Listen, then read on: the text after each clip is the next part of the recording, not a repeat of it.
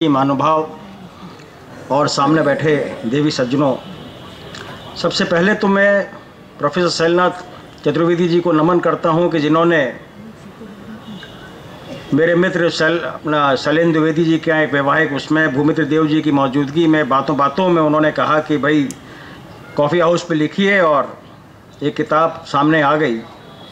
ये सब्जेक्ट ऐसा था कि जो मेरे दिल के करीब था। पिछले 50 साल से कॉफ़ी हाउस से जुड़े हुए थे, तो देख रहे थे, आना जाना था, तो तमाम चीज़ें सामने आ गईं।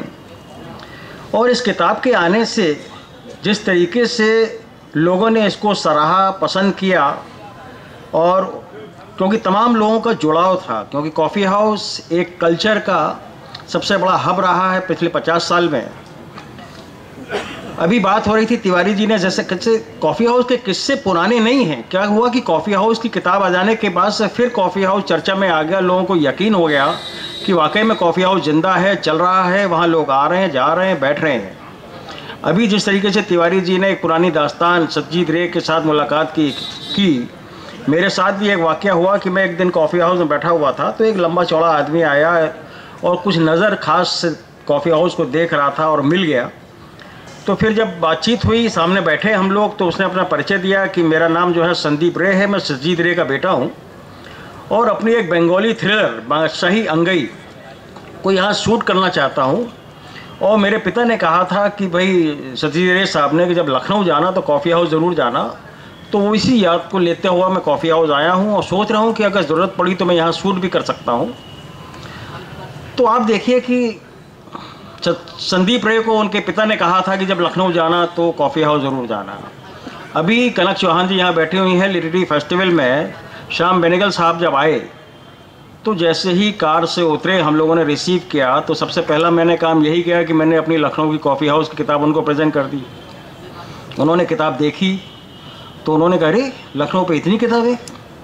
तो मैंने कहा है, अब आपको देखिए वक्त मिलेगा सेट देंगे।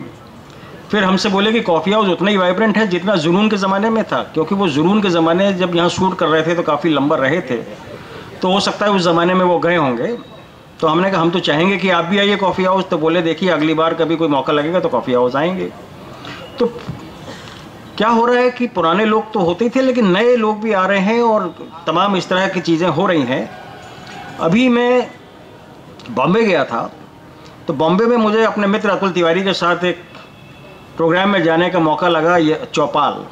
तो चौपाल एक वहाँ प्रोग्राम होता है जो कि एक सब्जेक्ट के ऊपर बातचीत करते हैं। उस दिन का सब्जेक्ट था व्यंग। तो उसमें आप लिख कर, पढ़ कर, बोल कर, अभिनय कर कर, कार्टून बनाकर, किसी भी तरीके से अपने को उस सब्जेक्ट पे अपने को एक्सप्रेस कर सकते हैं।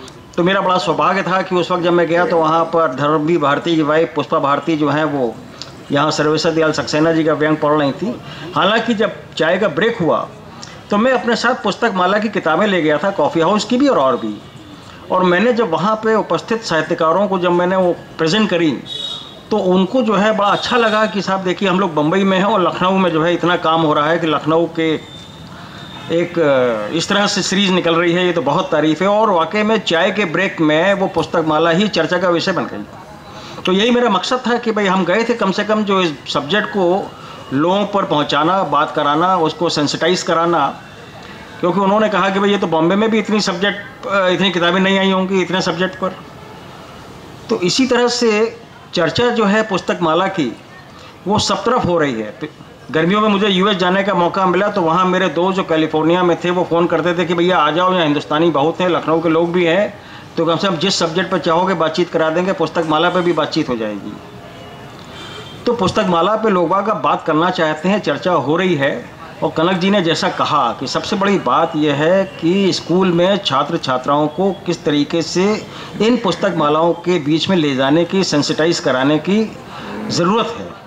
किस तरीके से वहाँ तक ये पहुँचे ताकि लोग अपने, वही बात जैसा कि चतुर्वेदी जी ने कहा कि अगर अपने शहर को नहीं जाना तो आप सराय में हैं। तो जब तक उन बच्चों को नहीं पहुंचाया जाएगा, बताया नहीं जाएगा, ये बहुत ज़रूरी है। अब रही बात कॉफ़ी हाउस पर बहुत बात हो गई, कल अब अगले प्रोजेक्ट की बात हो। तो मैं अभी जब बॉम्बे गया तो वहाँ पर मेरे एक मित्र ने एक लखनऊ गाइड 1948 मेरे को दिखाई। और दूसरी दिखाई उन्होंने फिल्म मेल, जो यहाँ पायनियर अखबार से निकलती थी 1954 में। तो जब मैं उसके पन्ने पलट रहा था तो मैंने देखा कि 1948 की गाइड में राम एडवानी बुक शॉप का ऐड, रंजना का ऐड, तमाम इस तरह के ऐड थी। तो मैंने उनके फ़ोटोग्राफ्स लिए और मैंने जो है फेसबुक में डाले।